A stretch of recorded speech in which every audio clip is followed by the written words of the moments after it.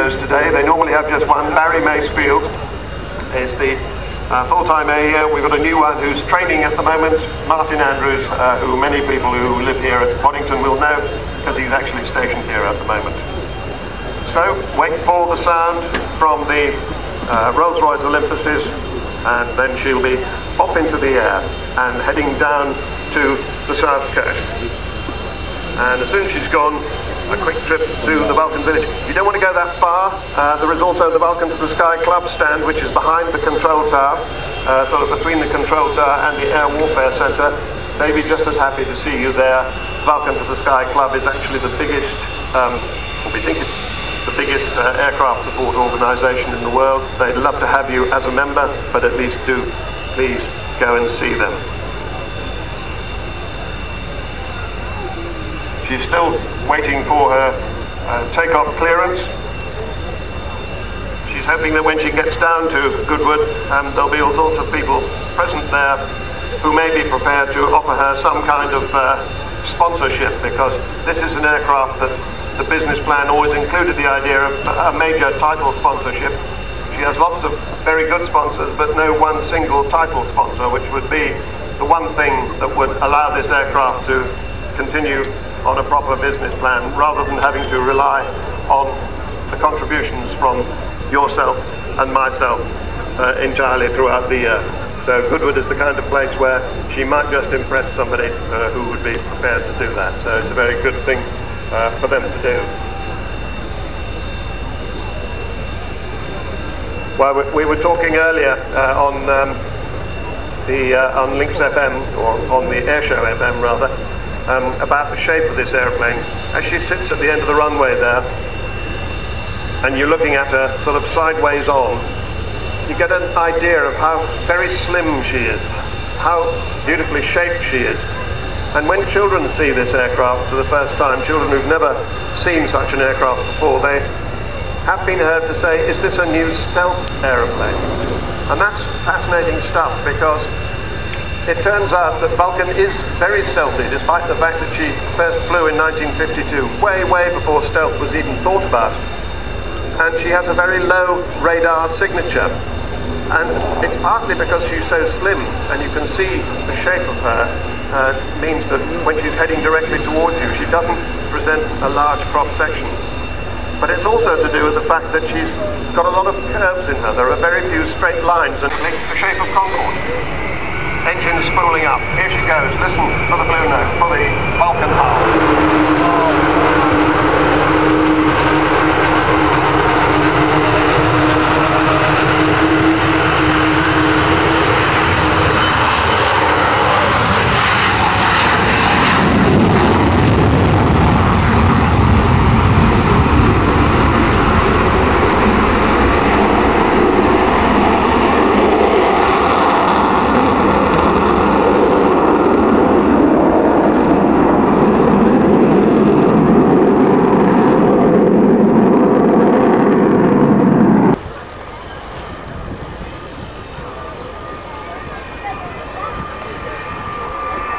See, she can tiptoe up on you when she wants to.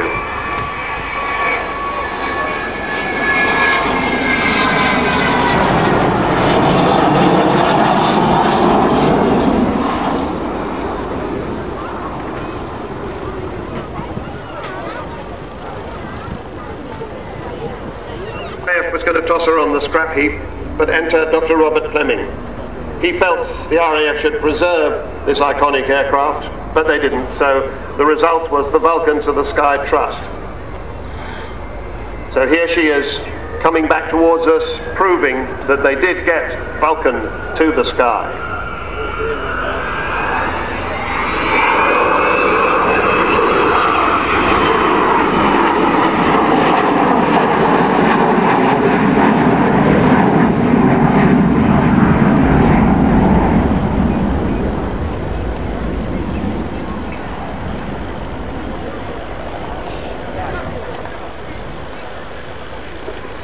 It's cost about 10 million. Now, the thing that Vulcans were designed to do was to drop bombs, and in order to do that, she had to have an absolutely enormous bomb bay, capable of carrying 21 1,000-pound bombs, 10-ish tons of bombs, which she took all the way down to the Falkland Islands. The trip was at the time the longest bombing raid in history, as far as from here to Santiago.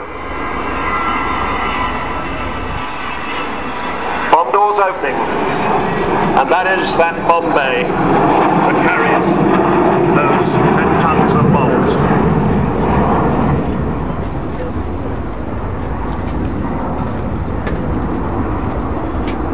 If you were able to see into that bomb bay closely,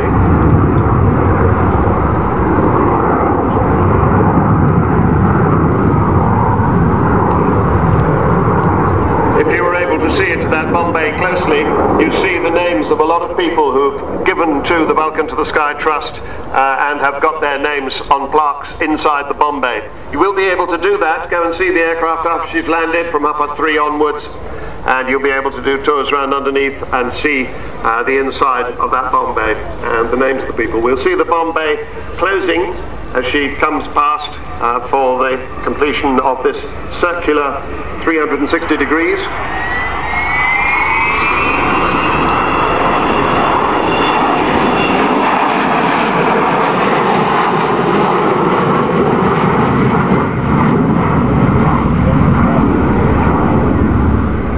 So that £10 million that it's cost has come from the great people of Britain. Quite extraordinary, really, but also tremendous support from industry.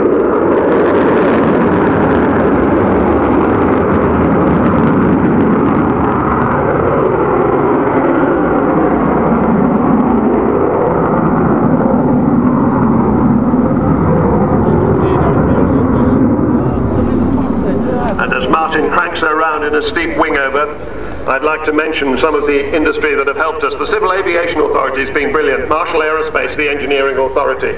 Other companies, AD Holdings, Air BP, BAE Systems, EADS, Goodrich, Judd Power, Kearsley Airways, Meggitt, Messier Doughty, Rolls-Royce and Serco. They've all done brilliantly and we thank them. But also individuals like Union Jack Hayward, Sir Jack Hayward, and Eddie Forrester of Aerobytes.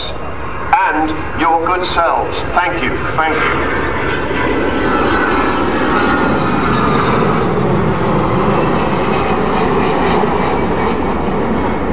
Stand by for the noise in just a moment.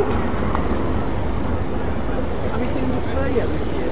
No, I've never seen it before. Right, you went to the spiral climb at the end. Right. By the way, you'll see the air brakes come out when the throttles are opened up. You may wonder why this is so. Well, it's because Martin is taking her into a spiral climb, and if he didn't have the air brakes out, she'd be up to 10,000 feet before we knew it, and we want to keep her a bit closer than that.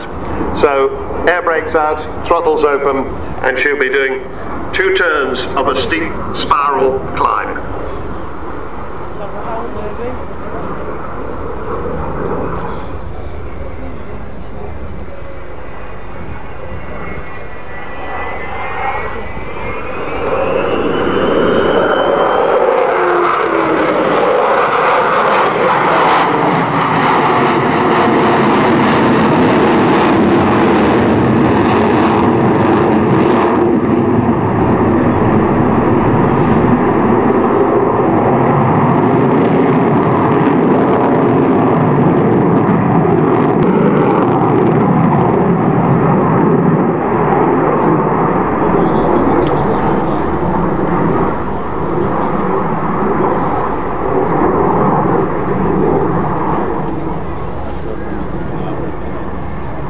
Actually see the air brakes dangling below the wing and above the top surface of the wing.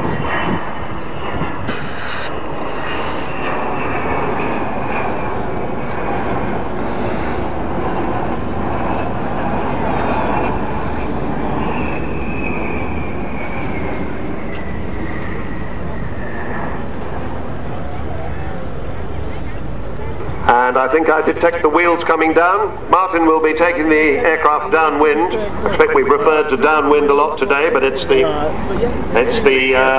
direction on the far side of the airfield, parallel to the runway, in the opposite direction, where you would normally spend time doing your pre-landing checks, getting the gear down, making sure that everything's in order before you're landing.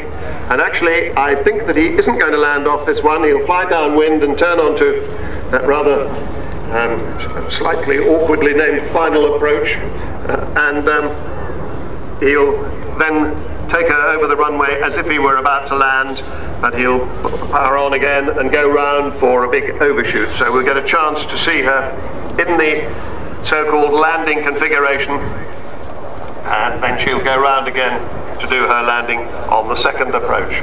It's not that he's missed it, he's doing it on purpose.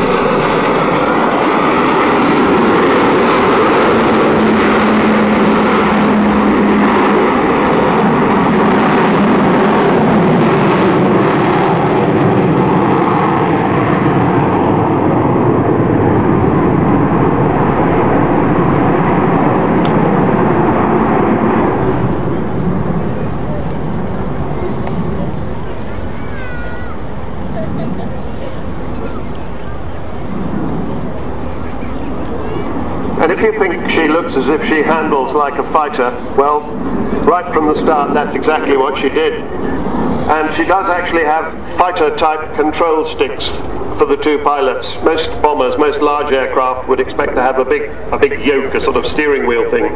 Vulcan has a fighter control stick.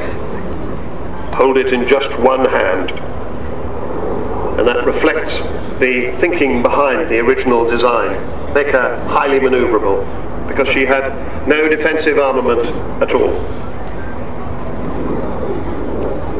So there we see her travelling on the downwind leg. Martin put the undercarriage up as he did the overshoot. He's put it down again now, and we shall be able to see her land on the runway for the end of the display. She will not use her braking parachute, I don't think. She doesn't have to on the length of this runway, and it's quite expensive every time she uses it, even if it is rather nice to see. But I think here today she will not be using that. So when she has landed, she'll be taxiing back to where she was at the left-hand end of the runway. Please do go and see her. Go to the Vulcan village, which is there. Go and make yourself known. They'd love to see you. They can do all sorts of things for you. Let you try and land the Vulcan in the simulator. Join you up to the Vulcan to the Sky Club, the biggest support club in the world, we think. And all sorts of other things. They've got wonderful things to sell there. Pins and clothes and DVDs and pictures and all sorts of other things. If you can't get that far, there's a Vulcan to the Sky stand behind the tower. So you've got two choices, but the aircraft will be down at the left-hand end.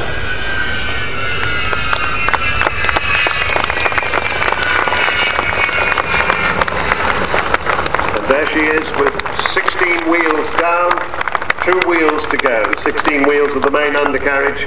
Martin keeping the nose up, letting the airflow strike that huge barn size, bigger than barn size wing. She's about the same size as a small modern airliner, but of course much more wing area. And keeping the nose up to slow her down without overusing the brakes. Just the nose dropping now, and all 18 wheels down on the runway.